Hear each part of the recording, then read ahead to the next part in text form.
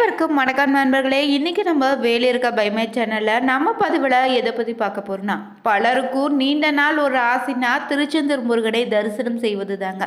நீங்கள் தொடர்ந்து பார்த்தீங்கன்னா இந்த நாட்களில் உங்கள் வீட்டு பூஜை அறையில் மனதார முருகப்பெருமானுக்கு இந்த ஒரு பரிகாரம் செய்தாலே திருச்செந்தூர் செல்வதற்கான வழியை அந்த முருகப்பெருமானே ஏற்படுத்தி தருவார். மேலும் திருச்செந்தூர் முருகப்பெருமானே பௌர்ணமி நாளில் வழிபட்டார் உங்களுக்கு ஏற்படக்கூடிய பலன்கள் என்ன, எந்த முறையில் சென்று வழிபட வேண்டும், திருச்செந்தூர் ஆண்டவனுடைய சிறப்புகள்னு பல்வேறு பார்த்தீங்கன்னா சுவையான தகவல்களை தெரிஞ்சுக்கொள்ள இந்த ஒரு பதிவை கடைசி வரைக்கும் ஸ்கிப் பண்ணாமல் பாருங்கள். உங்களுக்கும் முருகப்பெருமான் பிடிக்கும்னா ஓம் சரவணபவோ போற்றி, ஓம் முருகா போற்றி எனும் மந்திரத்தை கமெண்ட் பாக்ஸில் மறக்காமல் பதிவிடுங்க. மேலும் நீங்கள் புதியவராக இருந்தீங்கன்னா சேனலை சப்ஸ்கிரைப் பண்ணிவிட்டு கூடவே இருக்க பெல் பட்டனை கிளிக் பண்ணிக்கோங்க. தனிப்பட்ட முறையில் உங்கள் ஜாதகத்தில் இருக்கக்கூடிய பிரச்சனைக்கு சரியான ஒரு பரிகாரத்தை பெற்றுக்கொள்ள வீடியோவில் டிஸ்கிரிப்ஷனில் நம்பர் கொடுத்துருப்போம். அந்த நம்பருக்கு நீங்கள் கால் பண்ணி தெரிஞ்சுக்கலாம். வாங்க நண்பர்களே, வீடியோக்குள்ளே போகலாம். நம்மளை எல்லோருக்குமே பார்த்தீங்கன்னா திருச்செந்தூர் கோவிலுக்கு சென்று அந்த முருகப்பெருமானை தரிசனம் செய்ய வேண்டும்னு ஆசை இருக்குதாங்க செய்து. ஆனால் ஏனோ தெரியல, சில பேருக்கு மட்டுமே அந்த பார்த்தீங்கன்னா பாக்கியம் கிடைக்குதுன்னு வருத்தப்படுறீங்களா? கையில் எவ்வளவு பணம் இருந்தாலுமே அந்த திருச்செந்தூர் முருகன் கோவிலுக்கு செல்லக்கூடிய பாக்கியம் பல பேருக்கு கிடைப்பதே இல்லைங்க. நேரமும் காலமும் கைகட்டி வந்தாலும் மட்டுமே அந்த திருச்செந்தூர் முருகப்பெருமானை நினைத்தால் மட்டும்தான் நம்மளால் அங்கே சென்று தரிசனம் செய்ய முடியும்னு சொல்லுவாங்க. அந்த நேரம் காலத்தை நம்மளால் உருவாக்க முடியுமான்னு கேட்டால் நிச்சயம் முடியுங்க. அந்த திருச்செந்தூர் முருகனுடைய அருள் ஆசையோடு பின் சொல்லக்கூடிய இந்த ஒரு விஷயத்தை நீங்கள் தொடர்ந்து 21 நாட்கள் செவ்வாய்க்கிழமையில் பின்பற்றி செய்து வாருங்க. நிச்சயம் அதற்கான பயன் உண்டு. இந்த ஒரு பரிகாரத்தை பார்த்தீங்கன்னா செவ்வாய்க்கிழமை தொடங்கி தொடர்ந்து 21 நாட்கள் உங்கள் வீட்டு பூஜை அறையில் இந்த ஒரு பரிகாரத்தை செய்து பாருங்கள். முருகனை நினைத்து கொண்டு பார்த்தீங்கன்னா செவ்வாய்க்கிழமை நாளில் இந்த ஒரு வழிபாட்டை வீட்டில் இருந்தபடியே செய்துங்க. உங்கள் வீட்டில் இருக்கக்கூடிய முருகனுடைய திருவுருவம் படைத்தை துடைத்து அதற்கு சந்தன குங்குமம் இட்டு மலர்களால் குறிப்பாக செவ்வரளி பூக்கள் கிடைத்தால் அதை பயன்படுத்தி ஒரே ஒரு நெய் தீபம் ஏற்றி மஞ்சள் துணியில் 101 ரூபாய் காணிக்கை வைத்து முடித்துட்டு, திருச்செந்தூர் முருகா, சீக்கிரமே நான் உன்னை தரிசனம் செய்ய வேண்டும், உன் திருத்தலத்திற்கு வர வேண்டும்னு மனதார பிரார்த்தனை செய்துட்டு தொடர்ந்து 21 நாட்கள் பார்த்தீங்கன்னா மனதார வீட்டு பூஜை அறையில் அந்த மஞ்சள் முடிச்சு வைத்து பிரார்த்தனை நீ செய்துட்டு நெய் தீபம் ஏற்றி வணங்கி வந்தாலே பார்த்தீங்கன்னா நிச்சயம் அதற்கான பலன் உண்டு. நீ கூப்பிடும்போது நான் உன்னுடைய கோவிலுக்கு வந்தால் நிச்சயம் அந்த காணிக்கை உன்னுடைய கோவிலில் கொண்டு செலுத்தி விடுவேன்னு பார்த்தீங்கன்னா மனதார பிரார்த்தனை செய்துட்டு இந்த முடிச்சை பூஜை அறையில் முருகனுடைய படத்திற்கு முன்னாடி வச்சுட்டு உங்களால் முடிந்த நெய்வேத்தியம் வைத்து கற்பூர ஆராதனை காண்பித்து வழிபாட்டை தொடர்ந்து செய்துவாங்க.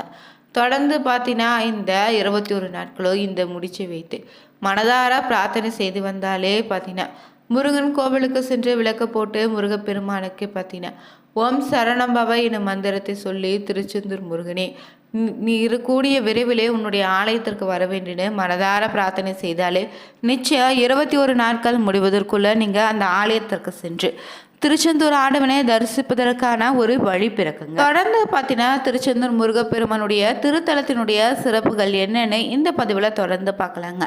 முருகப்பெருமானுடைய அறுபடை வீடுகளில் 2ஆம் படை வீடுன்னு சொல்லக்கூடிய திருச்செந்தூர் திருத்தலம் பார்த்தீங்கன்னா கடற்கரையில் அமைந்த ஒரே முருகன் திருக்கோவில் இது மட்டும்தான்.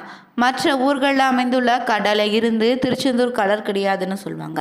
ஏன்னா இந்த கடல் முருகப்பெருமானுக்காக சிவபெருமானே உருவாக்கியதுன்னு திருப்புகழில் அருணகிரிநாதர் பார்த்தீங்கன்னா குறிப்பிட்டிருக்காரு. பாலம் தேவராய சுவாமிகள் திருச்செந்தூர் தல புராணத்தை தமிழை எழுதிய வெற்றிமாலை கவிராயர்னே முருகப்பெருமானே பார்த்தீங்கன்னா நேரில் வந்து அருள் புரிந்த தலம் தாங்க இந்த திருச்செந்தூர் முருகன் கோவில்.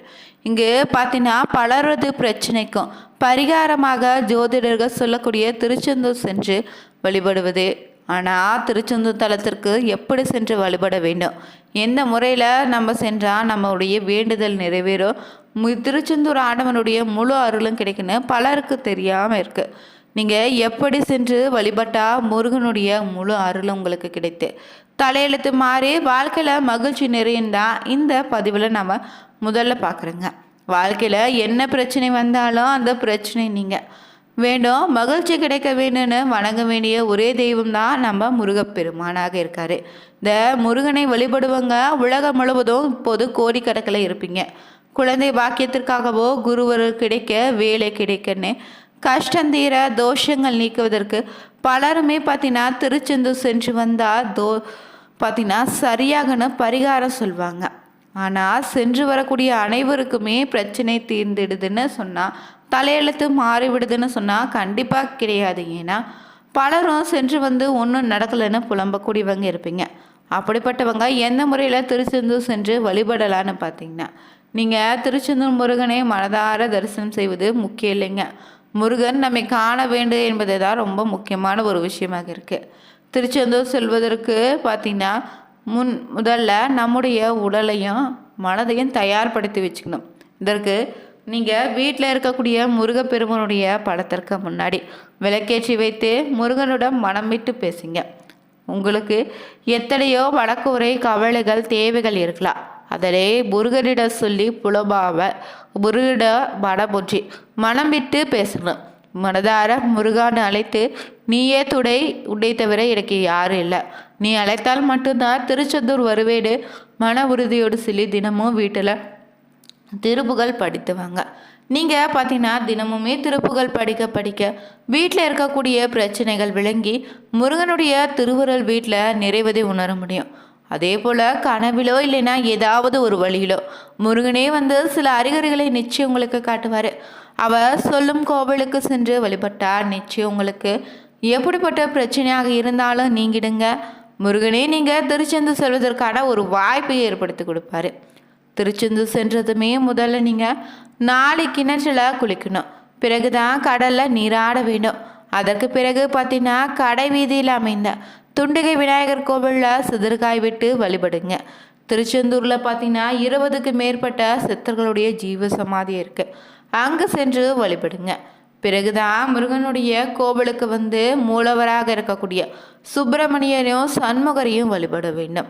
பிறகு முருகன் சன்னதிக்கு பின்புற இருக்கக்கூடிய பஞ்சலிங்கங்களையும் வழிபடுங்க. அங்கு வழிபட்ட பிறகு வெளி பிரகாரத்தில் இருக்கக்கூடிய குரு பகவான், பைரவர், பெருமாள் ஆகியோரையும் வழிபட வேண்டும். கோவிலை வளம் வந்து வணங்கிய பிறகு பார்த்தீங்கன்னா அர்ச்சகர்களிடம் பன்னீர் இலையில் கொடுக்கக்கூடிய விபூதியை கேட்டு பெற்றுக்கோங்க. ஏன்னா இந்த பன்னீர் இலையில் மொத்தம் 12 நரம்புகள் இருக்குது. இந்த இலையில் வைத்து கொடுக்கக்கூடிய விபூதி பார்த்தீங்கன்னா முருகப்பெருமானே தன்னுடைய 12 கைகாலும் பக்தர்களுக்கு பிரசாதத்தையும் அருளையும் வழங்குவதாக சொல்லப்படுதுங்க. இங்கு பிரகாரத்தில் முருகப்பெருமான் பார்த்தீங்கன்னா சத்ரு சம்ஹார மூர்த்தி கோலத்தில் காட்சி தருவார். அவரை வழிபட்டால் உங்களுக்கு எதிர்களால் ஏற்படக்கூடிய தொல்லைகள் நீங்கிடுங்க. அதே போல் மூலவர் சுப்பிரமணியருக்கு சண்முக அர்ச்சனை செய்து வழிபடுவது சிறப்பான பலனை தரும். நீங்கள் திருச்செந்தூர் செல்வதாக இருந்தீங்கன்னா புதன்கிழமையில் புறப்பட்டு சென்று இரவு அங்கேயே தங்க, வியாழக்கிழமையில் முருகப்பெருமானை வழிபடுவது சரியான முறையாக அமைங்க. ஏன்னா குரு பகவானுக்கு முருகப்பெருமான் அருள் செய்த தலம் என்பதால் முருக திருத்தலங்களை திருச்செந்தூர் பார்த்தீங்கன்னா குரு தலமாக இருக்கு. மேலும் இங்கே பார்த்தீங்கன்னா முருகப்பெருமானே படைத்தல், காத்தல், அழித்தல்னு 3 தொழில்களையும் செய்யக்கூடிய பிரம்மா, விஷ்ணு, சிவன்னு மும்மூர்த்திகளின் வடிவமாக அருள் பாலிக்கிறாரு. இங்கு திருச்செந்தூர் தலத்திற்கு சென்றால் குறைந்தபட்சம் நீங்கள் 8 முதல் 12 மணி நேரம் வரை அங்கேயே இருக்கணும். அப்போது தான் அந்த தெய்வத்தினுடைய முழு அருளும் உங்களுக்கு கிடைக்குங்க. இந்த முறையை பின்பற்றி திருச்செந்தூர் சென்று வழிபட்டு வந்தாலே நிச்சயம் உங்களுடைய கர்மவினைகள் கரைந்து தலையெழுத்தும் மாறும். திருச்செந்தூர் திருத்தலம் பார்த்தீங்கன்னா சிறந்த ஒரு பரிகார தலமாக இருப்பதால் இங்கு திரிசாதி அர்ச்சனை என்பது முருகப்பெருமானுக்கு 300 அஷ்டோந்திரம் படித்து செய்யக்கூடிய அர்ச்சனையாங்க. இது முருகப்பெருமானுக்கு செய்யக்கூடிய சக்தி வாய்ந்த அர்ச்சனைன்னு சொல்லுவாங்க. இந்த அர்ச்சனையின் போது செவ்வரளி, வெள்ளை வரளி, மல்லிகை, மறிக்கொழுந்து, செம்பகப்பூன்னு 5 வகை மலர்களால் முருகனுக்கு அர்ச்சனை செய்யப்படும். அர்ச்சனைக்கான பூக்களை நீங்களே உங்கள் கைகளால் வாங்கி கொடுப்பது செய்ய சொல்வது ரொம்ப சிறப்புங்க. முருகப்பெருமானுக்கு நெய்வேத்தியமாக 1 கிலோ எலுமிச்சை சாதம் படுத்தி அந்த கோவிலுக்கு வரக்கூடியவங்களுக்கு உங்கள் கைகளால் கொடுங்க, சிறப்பான பலன் உண்டு. அதே போல் அர்ச்சனை செய்த பிறகு யாராவது தம்பதிகள் இருந்தாங்கன்னா அவங்களை அழைத்து கிழக்கு முகமாக அமர வைத்துட்டு ஒரு தட்டில் பொண்ணுக்கு வெற்றிலை பாக்கு, தேங்காய், பழம், ஒரு புடவை, ரவிக்கை, துணி, மஞ்சள், குங்குமம்னு தாலி சரடு ஆகியவற்றை வைத்து கொடுங்க. இருவருக்குமே நலங்கிட்டு ரோஜா மாலை தவிர்த்து மற்ற மல்லிகை சம்பகி மாலை கொடுத்து இருவரையும் மாற்றிக்கொண்டு அதன் பிறகு மாலையும் பார்த்தீங்கன்னா உங்கள் கழுத்தில் போட சொல்லுங்கள். இந்த மாலையோடு பார்த்தீங்கன்னா உங்கள் வீட்டு பூஜையில் தொடர்ந்து 48 நாட்கள் வைத்து வழிபட்டு வந்தால் விரைவிலே பார்த்தீங்கன்னா திருமணம் கை கொடுங்க. இந்த வீடியோ பிடிச்சிருந்தா லைக் பண்ணுங்கள், ஷேர் பண்ணுங்கள், கமெண்ட் பண்ணுங்கள். மறக்காமல் சேனலை சப்ஸ்கிரைப் பண்ணிக்கோங்க. அனைவருக்கும் நன்றி நண்பர்களே.